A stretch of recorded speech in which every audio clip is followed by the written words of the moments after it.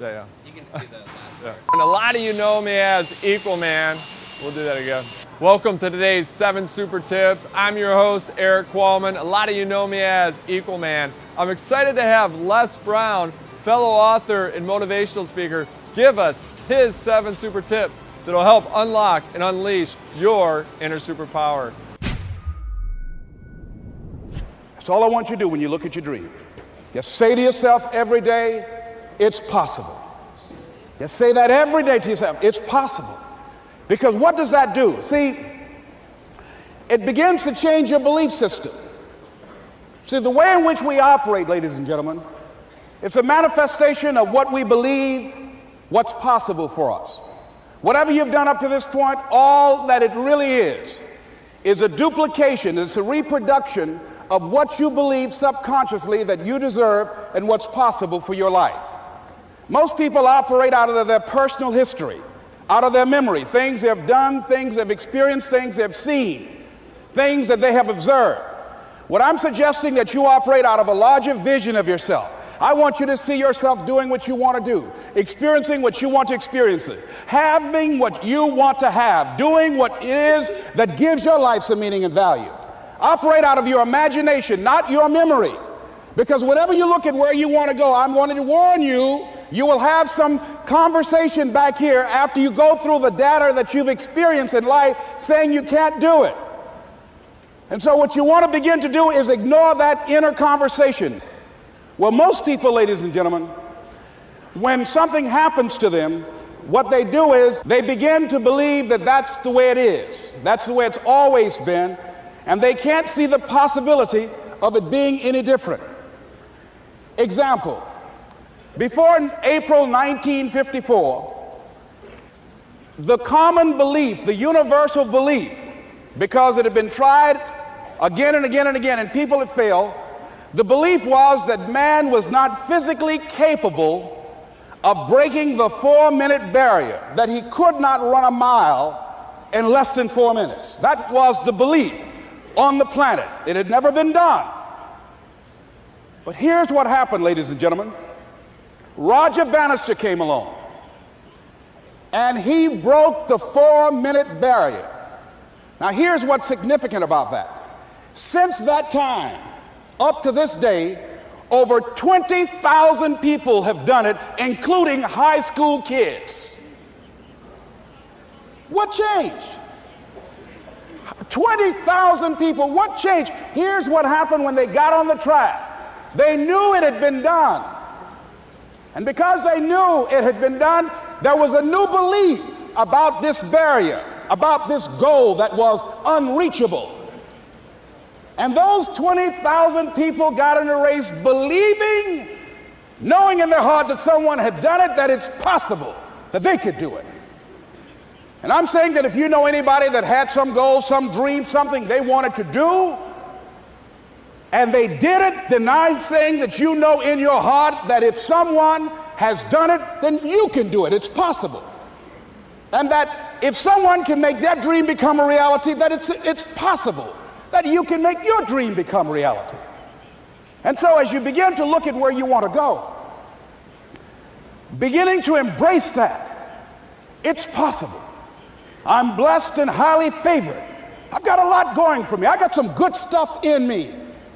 And it's possible that I can bring my greatness out here in the universe. That I can do what I want to do. It's possible I can write my own book. I can have my own business. I can take the trip and travel around the world. It's possible. I can bounce back from adversity and reinvent my life. It's possible. Regardless of where I am, the things can get better for me. It's possible. I think that the people that are discovering how to unleash their greatness are people who have the mental resiliency and the courage to face failure, that you will fail your way to greatness. That most people allow their fear of failure, 80%, allow their fear of failure to outweigh their desire to succeed. When you're willing to fail again and again and again, when you make up your mind to become unstoppable, when you make up your mind to become a no matter what person, then that will then give birth to a part of yourself that you don't know right now. And maintaining a spirit of optimism and challenging yourself and learning from your mistakes. Understand that the setback is a setup for a comeback. You have comeback power. As a friend of mine named Willie Jolly would say, that the things that you experience when you win. I used to be a state legislator in Columbus, Ohio. When I won a debate and got legislation passed, I won because of what I knew. When I lost a debate, I lost because of what I didn't know.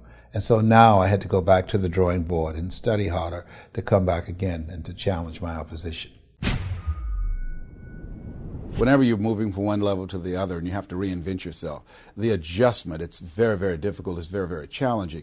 And I think that you need to begin to remind yourself of your why. You know, Nietzsche said, if you know the why for living, if you know why you're doing something, it will empower you to endure anything that you're going through. When you're working in corporations, you're working in financial services, it's a very competitive area. It's very, very dynamic. This is the era that Peter Drucker calls the era of the 3 C's: accelerated change, overwhelming complexity, and tremendous competition. And so people are tensed and very, very stressed out. So how do you deal with that? And knowing why you do what it is that you do. The name of the game right now is perceptual and psychological. It's the mental adjustments that we must make in the midst of the difficulties. That's what leaders do. Leaders don't panic. They're not intimidated by the change. They're not intimidated by the difficulties. What they are empowered by it. I remember reading something that says, not what you don't have is what you think you need that keeps you from handling the difficulties and the challenges of life. That we have everything we need within us to face and to deal with whatever we have at hand, because we're more powerful than anything that we're up against. Now, let me share something else with you, ladies and gentlemen. When you know within yourself that there's something you want to do, and I believe that all of us were born with a purpose, that all of us have something that we are supposed to do, that all of us have some goodness within us, and that goodness gives us a responsibility to manifest our greatness. And when you know that, you can feel it in your guts, and you know that you're deliberately operating below your potential, you've gotten comfortable. You stop expanding, you stop stretching, you stop challenging yourself. Let me share something else with you. Not only is it possible for you to have your dream, but it's necessary. It's necessary that you have it, that you work on it, that you develop yourself, that you go for what is yours in the universe.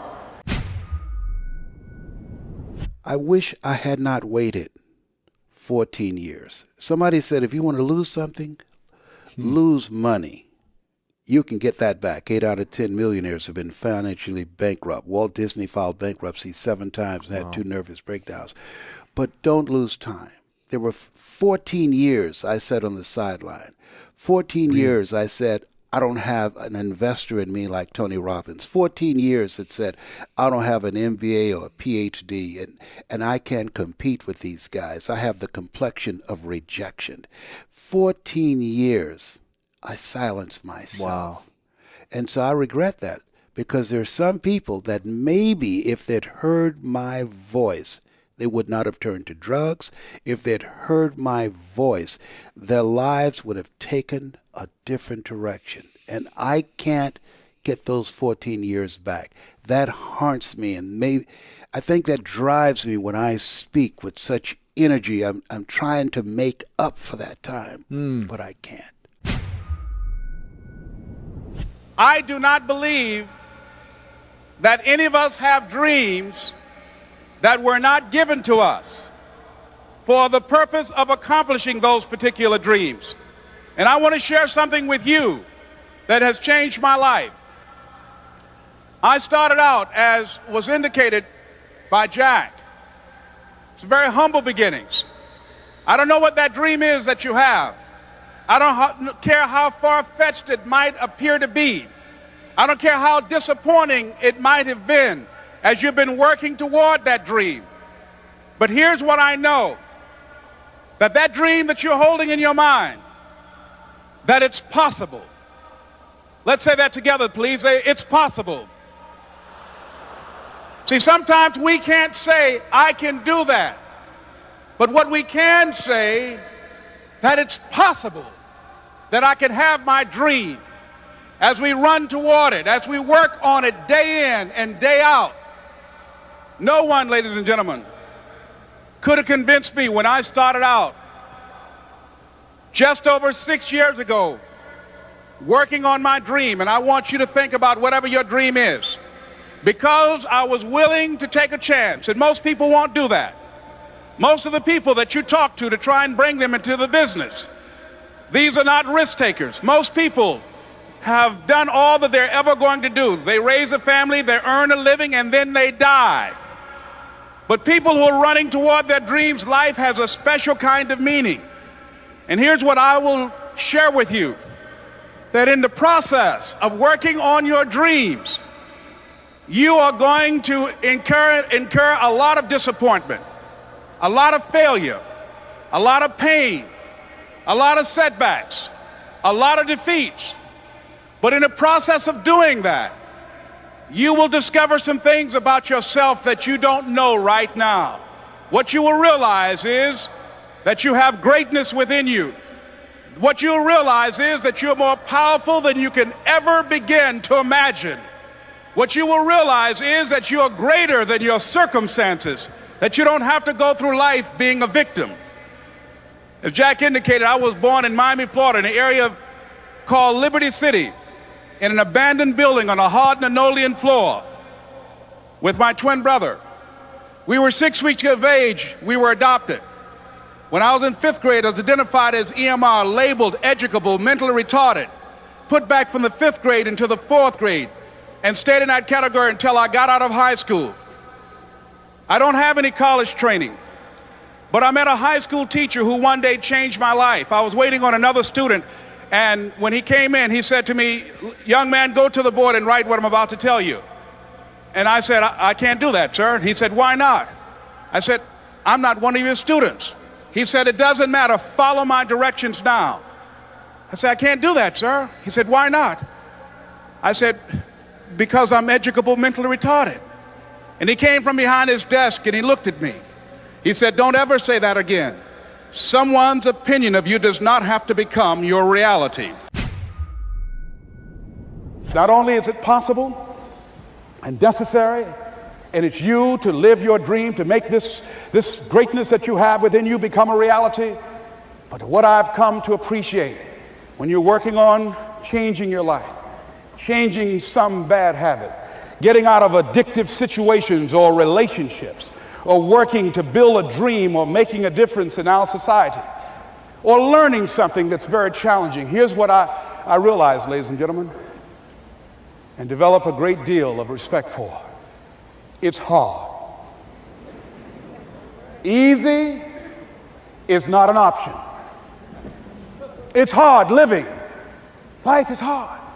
See, it's hard when you are 49 years old, been working on a job for 17 years, and they come in and tell you you're finished and give you 1 week severance pay. And you got to start all over again. It's hard when you're married and raising children and your children are crawling and your husband dies unexpectedly. It's hard handling just the tragedies of life. It's hard when you're working on something and you put everything you have in it and it doesn't work out. You lose your money and other people's money. It's hard. It was rough when I lost my job, and I could not find a job. It was humiliating and embarrassing, borrowing money, and then I couldn't pay the money back when I told them I would. That's rough. How people look at you, how they respond to you. It's very hard. It's humiliating. Here's what I discovered that happens to you in life, that you will go through things, and while you're going through them, you can't understand why it's happening to you. But after you go through it, you get back and you look at it and you say, "Oh, now I understand why I needed that lesson." Have it ever happened to you? Raise your hand. Has it ever happened to you that I couldn't understand it then, but after I got through it, then I saw that was preparing me for bigger and better things.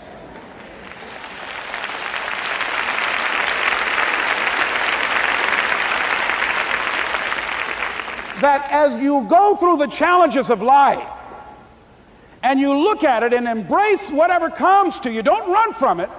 Step toward it. Don't try and duck it like most people do. See, most people want it easy. See, easy come, easy what? Easy go. See, but when you go at what you're going to deal with and you deal with the difficulties of it, when you handle those hard things close at hand, making those hard decisions right now that you don't want to make, learning those things that you don't like to do, but you know that in order for you to get where you want to go, this is one of the hoops that you have to flip through. And I'm saying to you, whatever you got to do, do it, because if you don't, life is going to whoop you until you surrender and say, okay, all right, I cooperate, okay, I learned, okay. It had to wear me out a long time. So if it's hard, then do it hard. That's it for today's 7 super tips. For those of you that love podcasts, so many of you guys have emailed us and sent us comments, can we get this in a podcast format? Well, you're in luck. We now have the Super You podcast. So if you're the person that's stuck in traffic or love to run 10 miles and listen to podcasts, we've got the Super You podcast. So make sure you go over to Spotify or to iTunes and subscribe today. I look forward to seeing you next time, where we'll give you an additional 7 super tips that will help unlock and unleash your inner superpower. This is Erik Qualman, reminding all of you, it's not what we take from the world, it's what we leave behind. Today we have motivational speaker and not comedian. I can't wait to see you next time. We'll give you additional 7 super tips. And remember, until next time, I said it twice, okay.